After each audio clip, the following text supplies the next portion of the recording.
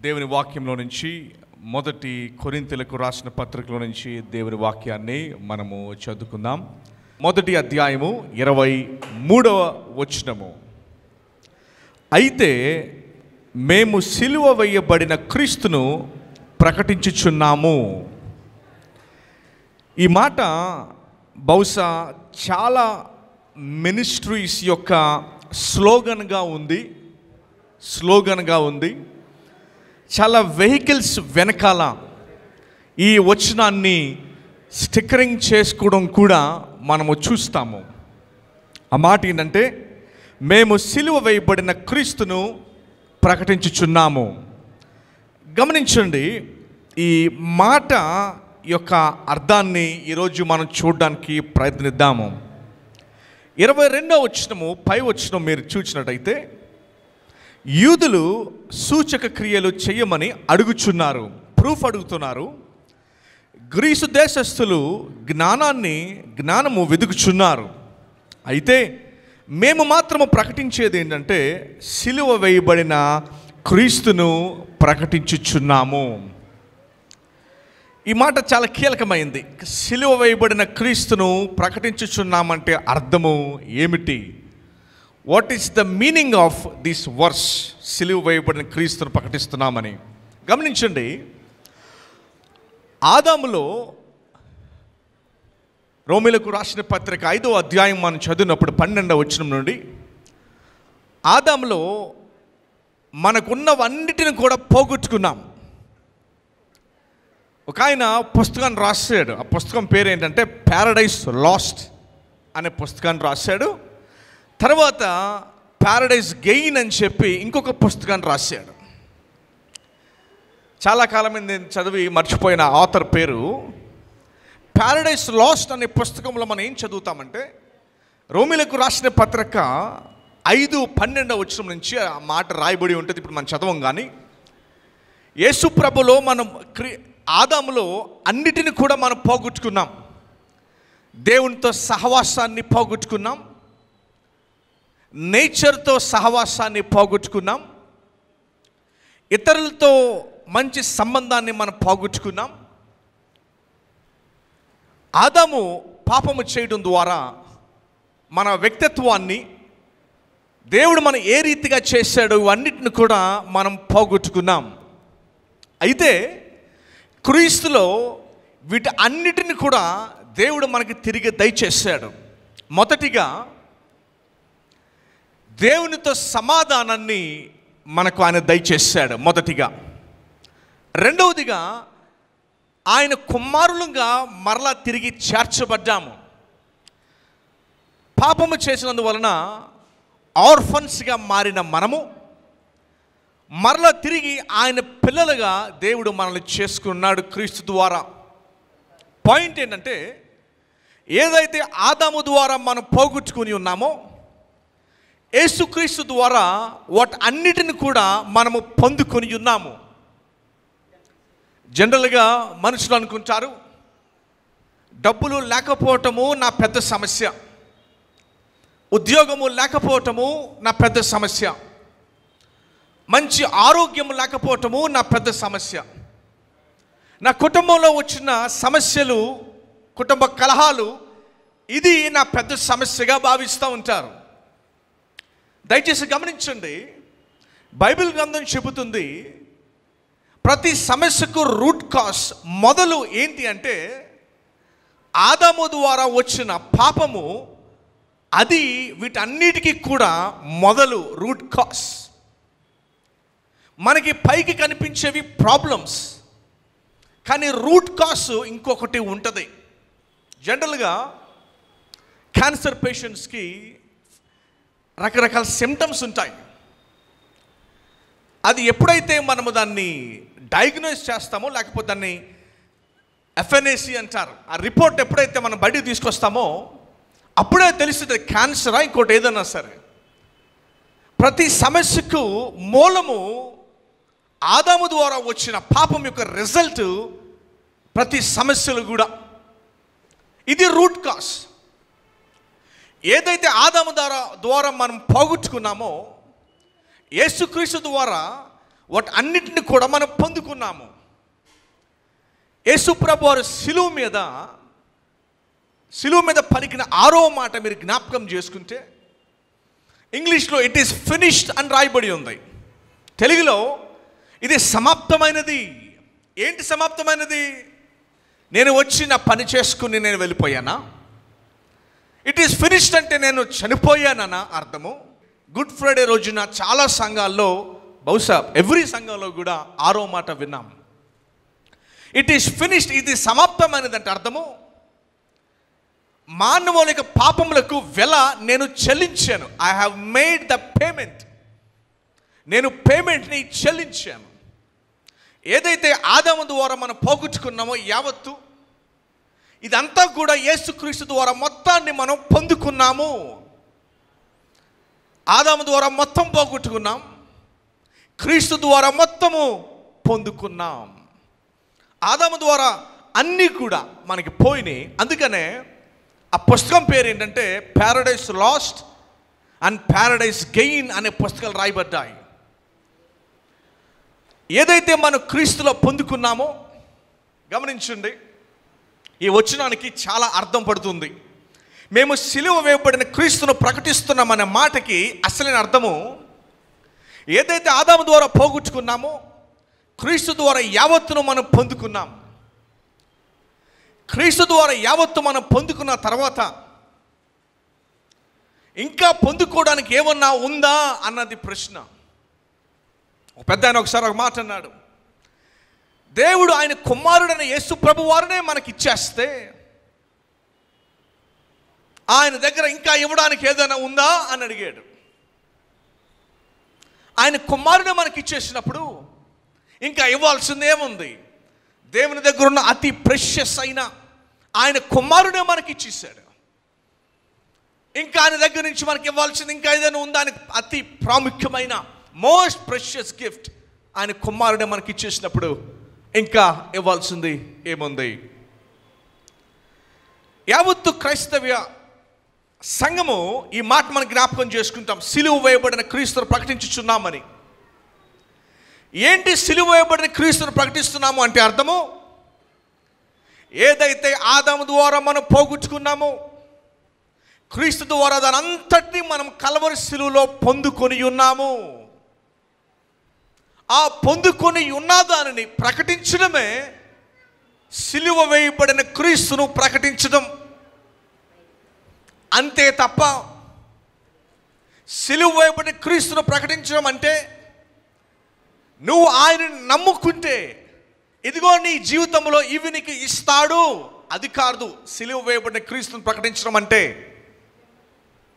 సిలువ వేయబడిన క్రీస్తును ప్రకటించడం అంటే ఇదిగో ఆయన నువ్వు నమ్ముకుంటే నువ్వు హృదయంలో నువ్వు తలంచినవి, నువ్వు ఆశపడినవన్నిటిని కూడా నీకు ఇస్తాను అన్నది కాదు. సిలువ వేయబడిన క్రీస్తును ప్రకటిస్తున్నాము అంటే, సిలువ వేయబడిన క్రీస్తును ప్రకటిస్తున్నాము అంటే ఏదైతే ఆదాము ద్వారా మనం పోగొట్టుకుని ఉన్నామో క్రీస్తు ద్వారా మనం అంతా కూడా ఆయన ద్వారా మనం సంపాదించుకుని పొందుకుని ఉన్నాము. క్రిస్టియన్ స్టోరీ యావత్తు ఎక్కడుంది అంటే, వెనక్కి తిరిగి 2000 సంవత్సరాలు మనం చూసినప్పుడు ఇదిగో ఆయన కల్వరి సిలువలో యావత్తును మనకి చేసి వెళ్ళిపోయారు. అందుకని 6వ మాటలో ఈ మాట పలకాల్సి వచ్చింది. ఇట్ ఈస్ ఫినిష్, ఇది సమాప్తమైనది. ఏమి సమాప్తమైనది అంటే కేవలం ఆయన పని మాత్రమే కాదు, మనకి అవసరమైనది, మనకు కావాల్సింది, మనకి ఇవ్వవలసిన అంతటినీ కూడా ఆయన ఇచ్చేసే వెళ్ళిపోయాడు. సిలువ వేయబడిన క్రీస్తును ప్రకటిస్తున్నాము అంటే ఇదిగో ఆ ప్రభువారు వచ్చారు, ఆయన యావత్తును ముగించుకొని మనకి ఇవ్వవలసిన అంతటినీ ఇచ్చేసి ఇంకివ్వడానికి. అందుకనే ఎఫెసీయులకు రాసిన పత్రికలో మాట చదువుతాము, ఇదిగో మనకి ఇవ్వవలసిన అంతటినీ కూడా ఆయన మనకు అనుగ్రహించెను. సో ప్రభుని ప్రకటించడం అంటే ఆయన నా కొరకు సిలువ మీద ఏం చేశాడో అని చెప్పడము, దానిని వివరించడమే సిలువ వేయబడిన క్రీస్తును ప్రకటించడం అంటే. ఒకవేళ అలా కాకుండా ఇదిగో సిలువ వేయబడిన క్రీస్తును ప్రకటించడం అంటే ఆయన నమ్ముకోవడం ద్వారా ఈ నీ జీవితంలో ఇక మీదటి నుంచి ఏం మేలు జరుగుతాయో, నీ లైఫ్లో ఎట్లాంటి బెనిఫిట్స్ నువ్వు పొందుతావో, ఇదిగో మేము ప్రకటించేది ఆయన్నే. ఇదిగో నువ్వు ఆయన నమ్ముకుంటే నీకు ఇవన్నీ కూడా నీ వెనకాల వచ్చేస్తాయి. నువ్వు ఆశించిన ధనము కానీ, ఆరోగ్యం కానీ, ఏదైనా సరే ఇవన్నీ నీ వెనకాల వచ్చేస్తాయి అని చెప్పడము సిలువ వేసిన క్రీస్తును ప్రకటించడం కాదు. సిలువ వేయబడిన క్రీస్తును ప్రకటించడము. అందుకని వచనం ఉంది. ఈ యొక్క కాంటెక్స్ట్ కనుక మనం చూసినప్పుడు, యూదులైతే సూచ్యక్రియలు కోరుతూ ఉన్నారు, ఇంకొకరైతే గ్రీకు దేశస్తులు అయితే జ్ఞానాన్ని వెతుకుచున్నారు. అయితే మేము ప్రకటించి చూడండి 24వ వచనము, ఆయన యూదులకు ఆటంకముగాను అన్యజనులకు వెర్రితనముగాను ఉన్నాడు. అన్యజనులకు వెర్రితనముగా ఉన్నాడంట. దయచేసి గమనించండి. అన్యజనులకు ఎప్పుడు వెర్రితనంగా ఉంటాడో తెలుసా? నువ్వు దేవుడిని నమ్ముకోవడం ద్వారా దేవుని ఆశలన్నీ తీర్చేస్తాడని చెప్తే ఆయన ఎలా వెర్రితనంగా ఉంటాడు? అసలు ఆలోచించండి. వెర్రితనంగా ఉంటాడా? ప్లీజింగ్గా ఉంటాడు. వెర్రితనంగా ఉండడు. ఆయన నమ్ముకోవడం ద్వారా నీకు అన్నీ వచ్చేస్తాయని చెప్తే అది వెర్రితనంగా ఎలా ఉంటుంది? అది చాలా ప్లీజింగ్గా ఉంటుంది కదా, అది వినసొప్పుగా ఉంటుంది కదా, వినడానికి సంతోషంగా ఉంటుంది కదా. ఎంత బాగుంటుందో అది వినటము. కానీ ఇక్కడ ప్రభుని ప్రకటించినప్పుడు వారు ఏమన్నారో చూడండి. యేసు ప్రభు సువార్త అంట యూదులకి ఆటంకముగా ఉందంట. రెండవది, అన్యజనులకు వెర్రితనముగాను ఉన్నది. It is foolishness to them. ఎప్పుడు ఉంటుంది అన్యజనులకు వెర్రితనముగా? అన్యజనులకు వెర్రితనంగా ఎప్పుడు ఉంటుందంటే, ఇదిగో ఆదాం ద్వారా పాగుట్టుకున్న మొత్తం క్రీస్తులో సిలువ మీద నీకు ఇప్పటికే క్రీస్తు కావలసిన అంతటిని ఆయన చేసిస్తాడు. ఇక మీదట నువ్వు పొందుకునేది ఏమీ లేదు, మొత్తం ఆయన చేసిస్తాడని చెప్పినప్పుడు ఇది వెర్రితనముగా ఉంటుంది. అంతే తప్ప ప్రభువుని నమ్ముకుంటే నీ జీవితంలో ఏ లోటు ఉండదు అని చెబితే అది వెర్రితనంగా ఉంటుందా? వినసంపుగా ఉంటుంది. ఇంకా వినాలనిపిస్తుంది. అందుకనే 2వ తిమోతి రాసిన పత్రికలో పౌలు గారు మాటను జ్ఞాపకం చేస్తారు. చూడండి. 2వ తిమోతి 4వ అధ్యాయంలో ఈ మాటను మనము చూడవచ్చు. 3వ వచనం నుంచి చదువుతాను చూడండి. ఎందుకనగా జనులు హితబోధను సహింపక దురద చెవులు గలవారే తమ స్వకీయ దురాశలకు. చూసారా, ఈ మాట చాలా ప్రాముఖ్యము. స్వకీయ దురాశలు అంటే అవర్ హార్ట్స్ డిజైర్స్. రక్షణ పొందని వ్యక్తి ఒకవేళ మందిరంలో కూర్చుంటే, ఇదిగో ప్రభు నమ్ముకోవడం ద్వారా నీ ఆశలన్నీ కూడా దేవుడు తీర్చేస్తాడంటే, ఇదిగో ఈ వచనమే. ఎందుకనగా జనులు హితబోధను సహింపక దురద చెవులు గలవారై తమ స్వకీయ దురాశలకు అనుకూలమైన బోధకులను పోగు చేసుకుంటారు. కొరింథీయులకు రాసిన పత్రికలో వాక్యం చెప్తుంది, సువార్త అంట అన్యజనులకు ఎలా ఉందంట? వెర్రితనము, ఫూలిష్నెస్గా ఉందంట. నిజం చెప్పండి, ఈరోజు ప్రకటించబడుతున్న టీవీ సువార్త వెర్రితనంగా ఉంటుందా? ఇదిగో ప్రభు నమ్ముకుంటే నీ ప్రతి లోటునా నీకు తీర్చేస్తాడు. ఇక్కడ కాదు, పరలోక రాజ్యంలో తీరుస్తారు ఖచ్చితంగా, డౌట్ లేదు ఆ విషయంలో. ఆ విషయంలో ఏ డౌటు కూడా లేదు. పరలోక రాజ్యం నీ అవసరం తీర్చడం మాత్రమే కాదు, ప్రకటన గ్రంథంలో లౌదోక్య సంఘానికి ప్రామిస్ చేస్తాడు, ఇదిగో నేను నా సింహాసనం మీద కూర్చొనిస్తున్నాను, I will share my throne with you అన్నాడు. లెట్ అలోన్ నీ అవసరతలు, థ్రోనే ఇస్తానని చెప్పాడు ఆయన. సిలువ వేయబడిన క్రీస్తు అంట వినేవారికి వెర్రితనముగా ఉందంట. బై ద వే, దయచేసి గమనించండి, ఈరోజు ఎవరికి వెర్రితనంగా లేదు, అది వినసంపుగా ఉంది. ఒక ఆయన అన్నాడు, పాల్ వాషర్ అని ఒక బోధకుడు అన్నాడు, అన్నీ ఇచ్చే యేసు ప్రభు ఎవరికొద్దు? అందరికీ కావాలా? ఎవరికైనా వద్దండి? అందరికీ కావాలి. అన్నీ ఇచ్చే యేసు ప్రభు అందరికీ కావాలి, ఎవరికొద్దు? కానీ ఇక్కడైతే క్రీస్తు యొక్క సువార్త ఎలా ఉందంటే వెర్రితనంగా. ఎప్పుడు వెర్రితనంగా ఉంటుంది? తెలుసా? ఇదిగో క్రీస్తు నీ మీద, నీ కొరకు శిలువ మీద అన్నిటిని ఆయన చేశాడు. నీ పెద్ద అవసరత ఏంటో తెలుసా? ఉద్యోగం లేకపోవడం కాదు, నీ పెద్ద అవసరత డబ్బులు లేకపోవడం కాదు, నీ పెద్ద అవసరత ఏంటో తెలుసా? నీ జీవితంలో పాపం పోవటం. నువ్వు ఇప్పుడు దేవునికి శత్రువుగా ఉన్నావు, మిత్రత్వం రావాలా, అది పోవాలా, అది నీ పెద్ద అవసరత. That is your greatest need. అది నీ పెద్ద అవసరత, ఇది కాదు. అందుకని వాక్యం చెప్తుంది, సిలువ వేయబడిన క్రీస్తును ప్రకటించుచున్నాము అంటే ఏంటో తెలుసా? ఆయన నా కొరకు సిలువ మీద ఏం చేశాడో చెప్పటమే ఈ వచనానికి అర్థం. ఏం చేశాడో చెప్పటమే ఈ వచనానికి అర్థం. అంతే తప్ప అది మానివేసి బహుశా ఈరోజు దాదాపుగా అన్ని చోట్ల వినబడుతున్న సువార్త ఏంటంటే, ప్రభుని నమ్ముకోండి, మీ ప్రతి అవసరం తీర్చబడుతుంది. అయితే అది చెప్పబడిన కాంటెక్స్ట్లన్నిటిని కూడా తీసేసి కేవలము తమ సొంత దురాశలను తీర్చుకోవటానికి మన ప్రభువుని వాడుకుంటూ ఉన్నారు.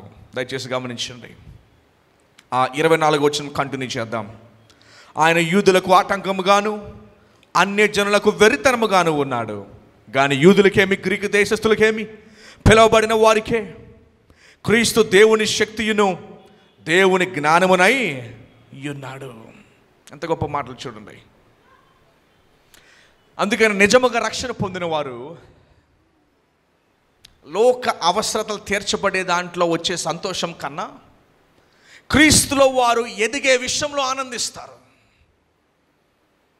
సాక్ష్యమేమో ఏదో దేవుడు నాకు అది చేశాడు, నాకు ఒకప్పుడు ఏమి ఉండేవి కాదు, ఇప్పుడు నేను అన్ని కొనుక్కున్నాను, నేను ఒకప్పుడు నా వ్యాపారం బాగాలేదు, ఇప్పుడు బాగుంది, ఇది కాదు సాక్ష్యము. సాక్ష్యం ఏంటో తెలుసా? ఒకప్పుడు నేను ఘోర పాపిని, ఇప్పుడు ప్రభు నన్ను రక్షించుకున్నాడు, ఇది సాక్ష్యము. అయిపోయి ఇప్పుడు అవి లేవు, అసలు అవసరమే లేదు ఇప్పుడు. ఎందుకంటే మనము ప్రభుని ప్రేమించడం నుండి మనల్ని ప్రేమించుకోవడంలోకి వచ్చేసాం వెనక్కి. ఏదైతే అబద్ధమాడాడో సాతానుడు, అదే అబద్ధం ఈరోజు మనకు కూడా ప్రకటించబడుతుంది.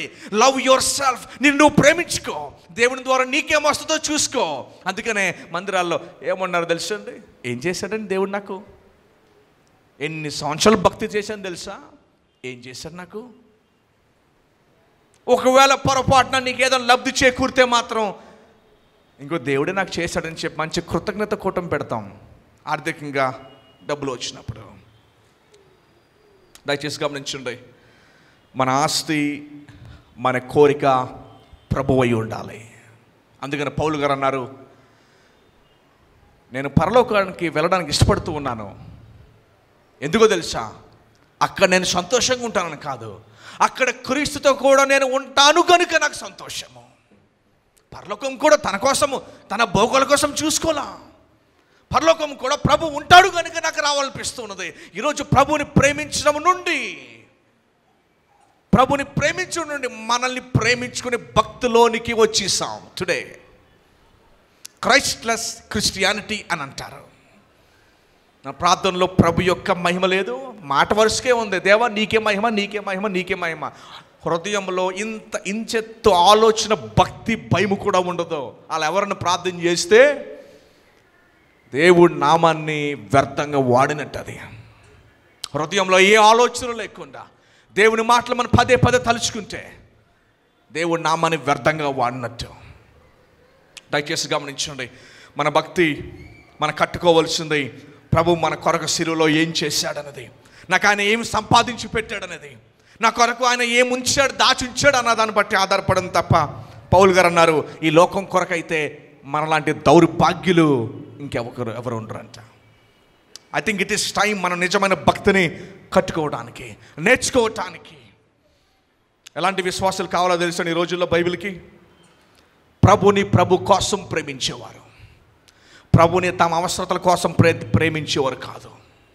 ప్రభుని కేవలము ఆయన కోసము, ఆయన మన కొరకు ఏమి చేస్తున్నాడో దాని నిమిత్తమే ప్రేమించేవాళ్ళు కావాలి ప్రభుకి. అట్లాంటి వారే నిలబడగలరు కనుక దయచేసి గమనించి చివరిగా ఈ మాట మీకు జ్ఞాపకం చేస్తాను. అయితే మేము సిలువ వేయబడిన క్రీస్తును ప్రకటించుచున్నాము. సింపుల్గా ఏంటంటే దీని ప్రకటన ఇప్పుడు నాకు ఏం చేస్తాడో కాదు, నా కొరకని ఏం చేశాడో అది ప్రకటించిన ప్రభు గురించి. సేవకులకు బాధ్యత ఏంటో తెలుసా? నీ కొరకని ఏం చేస్తాడో ప్రకటించడమే సిలువ వేయబడిన క్రీస్తును ప్రకటించడము. ఇప్పుడు నమ్ముకోవడం ద్వారా నీకేం చేస్తాడో కాదు. దేవుడు లంచాలు తీసుకోడండి మన పెర్ఫార్మెన్స్ చూడడానికి. దయచేసి గమనించండి. సిలువ వేయబడిన క్రీస్తును ప్రకటించడం అంటే ప్రభువారు నా కొరకు సిలువ మీద ఏం చేశారో దాన్ని ప్రకటించడం మాత్రమే. సో అంచేత ఇప్పుడేం చేస్తాడో కాదు, ఆల్రెడీ ఏం చేశాడో దాన్ని ప్రకటించాలి. అందుకనే ప్రభు పరలోకానికి ఆరోహణ వెళ్తూ వెళ్తూ శిష్యులకు చెప్పింది ఏంటంటే, నేను మీకు ఏ సంగతులు బోధించానో వాటన్నిటినీ వారి గైకొనవలనని మీరు వారికి బోధించడే. ప్రభు చెప్పమన్నది ఏంటి తెలుసా? నేనేం చేశానో అది ప్రకటించండి, నేనేం చేశానో అది ప్రకటించండి. అంతేగాని ఇప్పుడు ఏం చేస్తానో కాదో ప్రకటించాల్సిందే. మనం ప్రకటించాల్సిందే ఆయన ఏం చేశాడో అన్నది ప్రకటించాలి. అది ఆ వచనం యొక్క అర్థము.